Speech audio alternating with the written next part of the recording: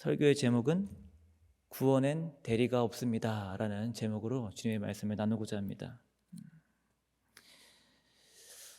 한 주 동안 우리 주님께서 우리들을 부활의 능력과 또 생명으로 우리들의 삶을 붙들어 주셨는 줄 믿습니다. 우리가 그렇게 예수님의 부활의 능력과 기쁨을 충만히 누리는 우리 모두가 되기를 주님의 이름으로 축복합니다. 예수님의 부활이 우리들에게 주는 의미가 무엇입니까?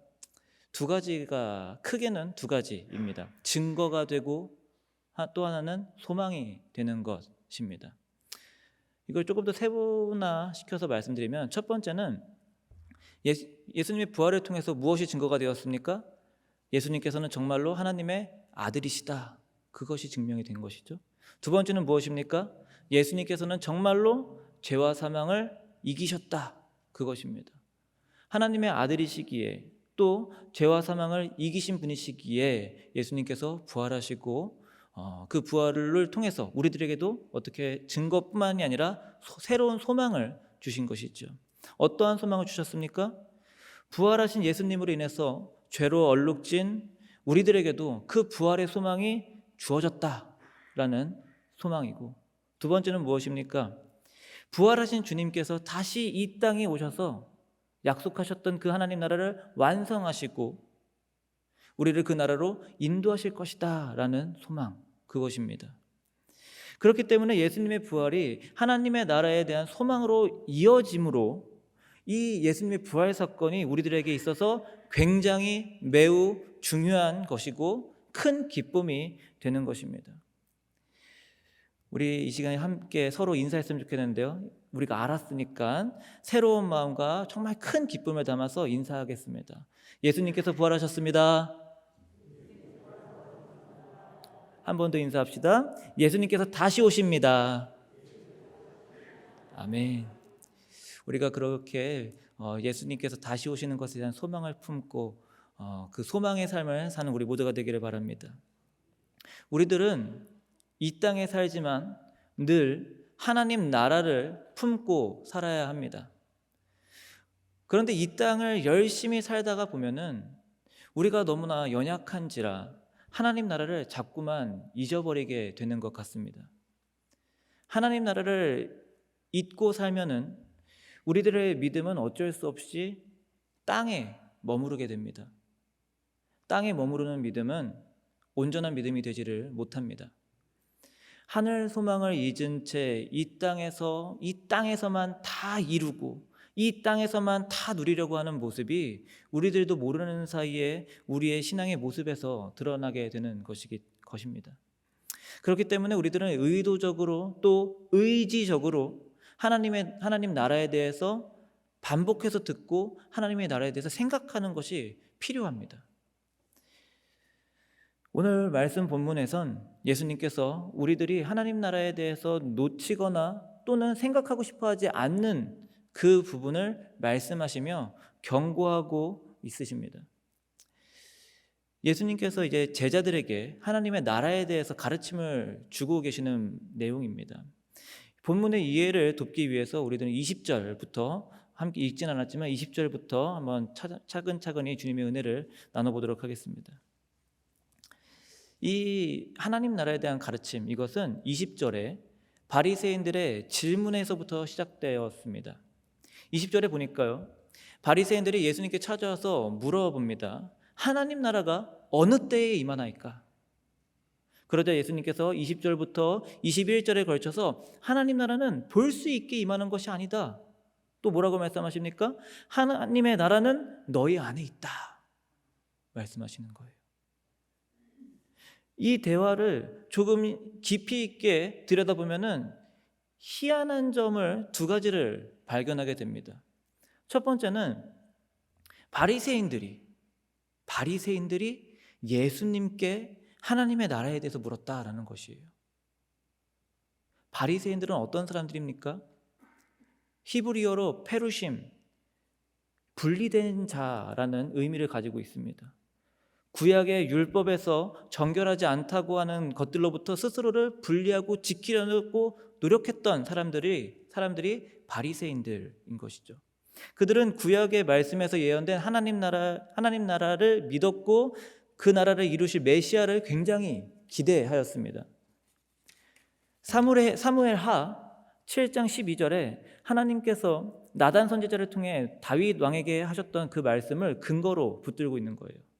이렇게 제가 읽어드리겠습니다. 사무엘하 7장 12절에 내 수완이 차서 내 조상들과 함께 누울 때에 내가 너의 몸에서 날 너의 씨를 너의 뒤에 세워 그의 나라를 견고하게 하리라. 그러니까 바리새인들은 다윗 혈통의 메시아가 등장해서 강력한 이스라엘 국가를 세우고 현재 그들을 식민 통치하고 있는 로마를 굴복시킬 것이다 라는 메시아 환상, 그것을 가지고 있었던 사람들이 바리새인들인 것입니다.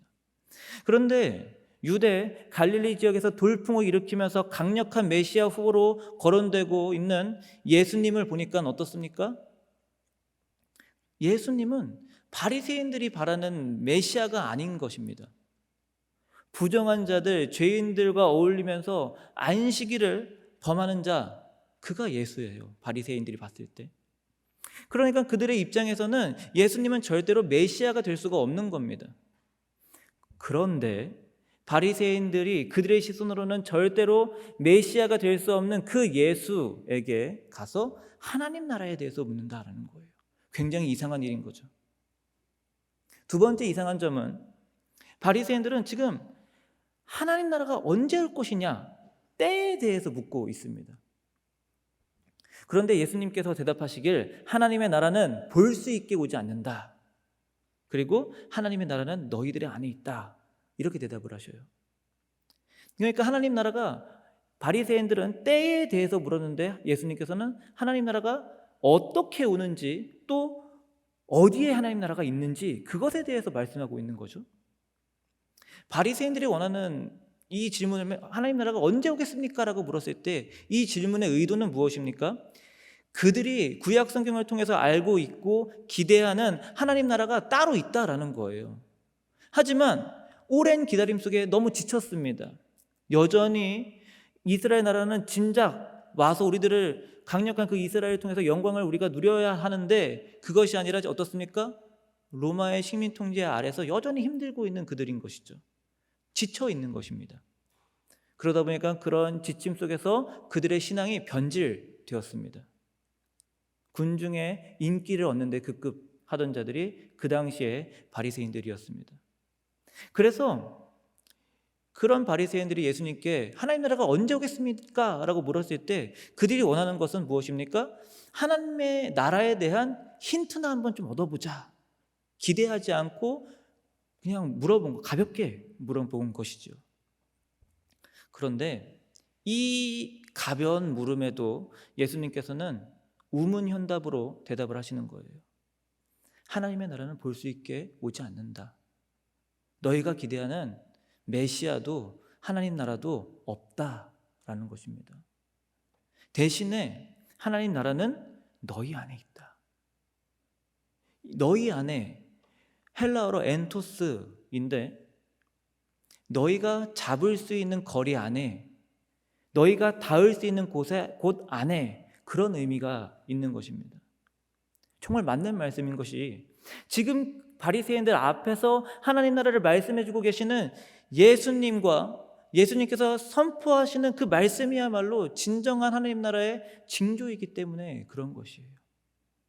너희 앞에 하나님 나라를 줄 수 있는 이가 말하고 있지 않느냐, 지금 선포하고 계시는 것이죠. 사랑하는 여러분, 구원을 하나님 나라의 관점에서 볼 때 중요한 것이 무엇입니까? 그 나라를 정말로 제대로 알고 있느냐라는 거예요. 그 나라를 정말로 제대로 알고 제대로 믿고 있느냐라는 것이죠. 아주 유명한 일화 중에 만드기 일화가 있습니다. 홍수가 나서 만드기가 지붕 위에서 하나님께 기도를 하죠. 하나님, 저 좀 살려주십시오. 하늘에서 소리가 들렸습니다. 내가 너를 구원해 주겠다. 와, 살았구나 하고 있는 그때에 구조대가 배를 타고 왔습니다. 배에 빨리 타세요. 그러니까 만드기가 뭐라 합니까? 하나님께서 저를 구해 주시기로 했습니다. 다른 사람을 구하러 가십시오. 그러다가 만드기가 죽고 맙니다. 죽어서 만드기가 하나님을 만나죠. 하나님, 제게 분명히 살려주시겠다고 말씀하시지 않았습니까? 하나님께서 뭐라고 말씀하십니까? 내가 보낸 구조대를 만나지 못했니? 이러는 거예요. 무슨 소리입니까?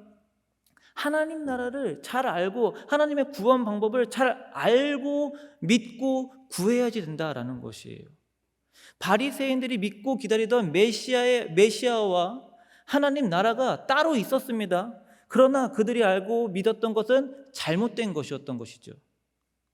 그래서 예수님께서는 안타까운 마음에 그들의 가볍고 어리석은 질문에도 진리로 대답을 해주시는 겁니다. 하나님의 나라는 너희 안에 있다. 너희 눈앞에 지금 하나님 나라를 줄 수 있는 이가 말하고 있지 아니하냐? 나를 믿어라. 예수님께서 말씀하시는 겁니다. 이 바리새인들과의 대화 후에 예수님께서는 이어서 제자들에게 하나님 나라에 대해서 더 말씀을 하고 계셔요. 먼저 22절에서부터 25절까지를 보면 예수님께서 인자의 날을 말씀하고 계십니다. 하나님 나라와 인자의 날, 어떤 관계가 있습니까? 인자의 날이란 부활하시고 승천하신 예수님께서 이 땅에 다시 오실 날, 곧 재림의 날을 말씀하시는 겁니다. 하나님 나라는 예수님께서 이 땅에 다시 오셔야 완성이 되는 겁니다. 그렇기 때문에 예수님께서 인자의 날을 먼저 말씀하시는 거예요. 그런데 예수님께서 말씀하시는 이 인자의 날이 심상치가 않은 겁니다. 세 가지 특징을 말씀하십니다. 먼저 첫 번째는 22절에 때가 이르리니 너희가 인자의 날 하루를 보고자 하되 보지 못할 것이다. 보지 못할 것이다 라는 거예요. 이와 관련해서 23절에서 충고를 하시죠. 그러므로 사람이 너희에게 말하되 보라 저기 있다, 보라 여기에 있다, 그럴 때에 너희는 가지도 말고 따르지도 말라라고 충고하시는 겁니다. 인자의 날, 이것을 두고 선동하는 사람들이 있을 것이다 라는 것입니다. 뒤에서도 말씀드리겠지만 인자의 날은 다시 말하면 심판의 날입니다. 또 종말의 날입니다. 이 심판과 종말에 대한 사람들의 두려움을 이용하는 자들이 있을 것이다 라는 경고의 메시지인 거예요. 오늘날 수많은 이단들이 그러한 자들인 것입니다. 그들의 목적은 무엇입니까? 영혼 구원입니까? 아니지요. 심판과 종말에 대한 사람들의 두려움을 이용해서 자신들의 이득을 취하는 자들이 이단들입니다. 예수님께서는 이들의 거짓 선동질에 반응하지 말라라고 말씀하고 계십니다. 두 번째는 인자의 날은 24절에 보니까 번개가 하늘 아래 이쪽에서 번쩍여서 하늘 아래 저쪽까지 비친 것 같다라고 말씀하십니다. 그러니까 하나님 나라 인자의 날 어떻습니까? 번개가 치듯이 순식간에 임한다라는 것이지요. 그리고 하늘 아래 이쪽에서부터 저쪽 끝까지 비춰서 모든 사람들이 그 날을 맞이하게 될 것이다라는 겁니다. 모든 사람들이. 세 번째, 인자의 날은 25절에 그러나 그가 먼저 많은 고난을 받으며 이 세대에게 버림받아야 할지니라. 인자의 날은 반드시 올 텐데 그 전에 예수님의 고난이 있고 난 후에 일어날 일이다라고 말씀을 하시는 거죠. 예수님께서 말씀하시는 인자의 날 재림의 목적은 무엇일까요? 십자가 죽으심과 부활을 통해 예수님을 믿는 자들에게 먼저 구원을 열어놓으시고 믿음으로 그 구원에 참여하는 자들에게 다시 오셔서 그들에게 하나님 나라를 주시기 위함이다라는 겁니다. 그러나 그날은 미리 알 수도 없고 갑자기 순식간에 모두에게 일어난다라는 것입니다. 그러므로 예수님의 재림을 우리가 어떻게 기다려야 하는 것입니까? 항상 늘 준비되어서 기다려야지 된다는 겁니다. 나중에 준비하는 것은 없다라는 것이에요. 그러다가 나중에 준비해야지 하다가 예수님께서 이 땅에 오시면 그때는 이미 늦은 것이죠. 그러므로 인자의 날에는 두 부류의 사람만 있습니다. 준비된 자와 준비되지 못한 자. 26절부터 30절까지 예수님께서는 인자의 날 사람들에게 일어날 일들에 대해서 노아와 롯 이야기를 통해서 말씀해 주고 계시죠. 노아나 롯과 같이 준비된 자는 인자의 날에 구원을 받을 것이고 그 외의 사람들은 피할 수 없는 심판을 받게 됩니다. 그런데 이 노아와 롯 차이가 있습니다. 노아는 창세기 6장 9절에 이렇게 설명이 되고 있습니다. 이것이 노아의 족보이니라. 노아는 의인이요 당대의 완전한 자라. 그는 하나님과 동행하였으며. 아멘. 이런 노아였기 때문에 하나님께서 죄로 부패한 땅을 심판하실 때에 노아에게 미리 경고하시고 심판을 준비케 하시고 구원을 허락하셨다. 이해가 되는 부분인 거죠. 그러나 롯은 어떻습니까? 롯은 사실 자랑할 만한 것이 없는 자였어요. 굳이 찾자면 롯에게 자랑이 되는 것은 무엇입니까? 그의 당숙이 아브라함이었다라는 것, 그거 하나입니다.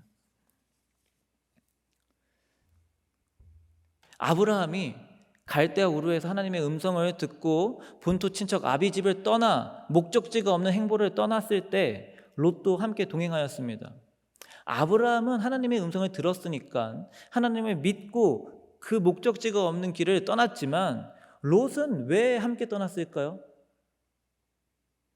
그것은 아브라함이 떠났으니까, 아브라함과 함께하기 위해서 아브라함을 믿으니까 롯은 떠난 것입니다. 그렇게 롯이 아브라함과 함께하다가 하나님의 형통케 하심으로 인해서 재산이 늘었고 가정을 꾸리게 되었습니다. 롯이 아브라함과 함께하면서 이 형통의 주인이 하나님이심을 분명히 배웠을 것입니다. 그런데 재산이 늘고 집안이 소란스러워지니까 베델에서 롯은 자신의 안목을 의지해서 풍족해 보이는 땅 동쪽 요단 지역으로 독립해서 이동을 하게 되죠. 아브라함이라는 신앙의 울타리를 벗어나게 되었다라는 것은 이제는 롯이 신앙의 독립을 하게 되었다라는 것을 의미합니다. 소돔과 고모라 성에서 그가 어떤 삶을 살았는지 성경은 설명해 주지를 않고 있습니다. 그러나 죄악 속에서 그곳의 죄악이 얼마나 컸는지는 나와 있지 않습니까? 그런 죄악 속에서 롯이 홀로 의롭게 사는 것 결코 쉽지는 않았을 것이다 라고 생각해 볼 수가 있는 거죠. 그런데 롯은 어떻게 그 무서운 심판 속에서 홀로 구원을 받을 수가 있었을까 하는 것입니다. 먼저는 소돔과 고모라 성에 의인이 10명이라도 있다면 그것을 멸하지 말아주십시오 하는 아브라함의 하나님의 하는 그 간구 때문이었을 것입니다. 두 번째는 롯이 소돔과 고모라 그 땅에서 어떻게 살았는지는 몰라도 아브라함과 함께한 세월로 인해서 그가 하나님을 알고 있었다라는 것이죠. 그래서 하나님께서는 롯에게 천사 둘을 보내셨고 롯은 그 천사를 영접하고 그로 인해서 구원을 얻을 수 있었던 것입니다. 인자의 날은 심판의 날입니다. 갑작스럽고 순간적이며 모든 이에게 오는 그 날엔 심판에 준비된 사람과 그렇지 못한 사람, 이렇게 두 부류의 사람밖에 없습니다. 심판에 준비된 사람은 방주에 올라 구원을 얻을 것이고 준비되지 못한 사람은 심판을 피할 수 없는 것입니다. 롯의 이야기가 우리들에게 조금 더 위로가 되는 것은 좋은 믿음의 사람이 곁에 있음이, 좋은 믿음의 사람이 곁에 있다는 것이 구원에 있어서 큰 역할을 할 수 있게 된다. 이게 우리들에게 굉장히 큰 위로가 되어지고 힘이 되어진다는 것이죠.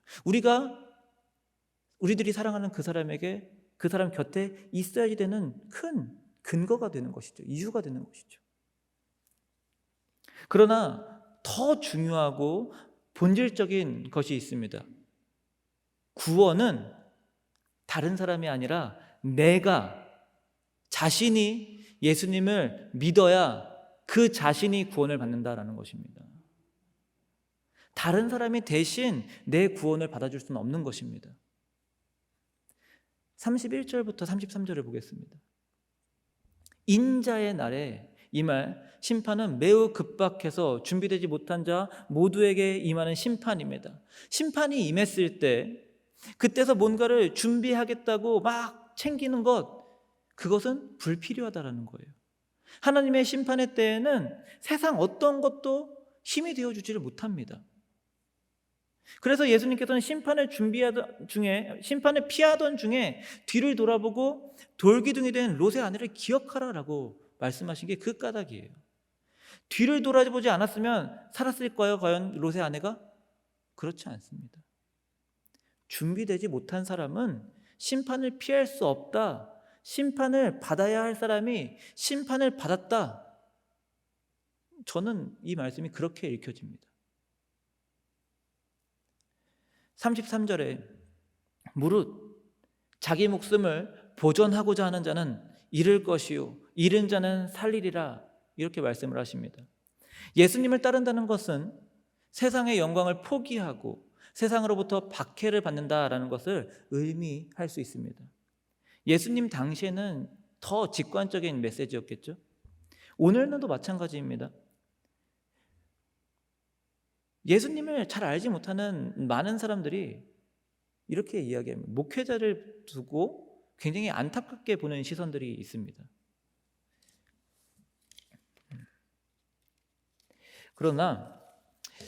그래서 목회자를 굉장히 안타깝게 보는 시선이 있는데, 그게 어디서 제일 두드러지게 나타나냐면 결혼 기피 대상 1호가 목회자입니다.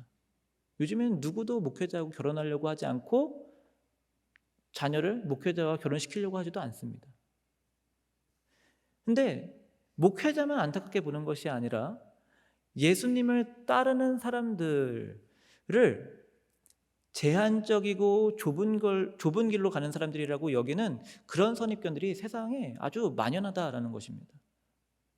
그러나 사실은 어떻습니까? 진리는 무엇입니까? 그렇지 않다라는 것이죠. 예수님을 따라 좁은 길을 가는 우리들은 그 길이 얼마나 영광스러운 길이며 생명과 능력의 길인지 너무나 잘 알고 있지 않습니까? 그래서 우리가 오늘 이 자리에 나와 있는 줄 믿습니다. 아멘이십니까? 아멘. 그래서 우리가 주님의 일이라면, 예수님의 일이라면 기쁨으로 내 것을 내어놓으며 나누어주고 전하는 그런 복된 삶을 사는 것이죠. 이것을 예수님께서는 33절을 통해서 말씀하시는 겁니다.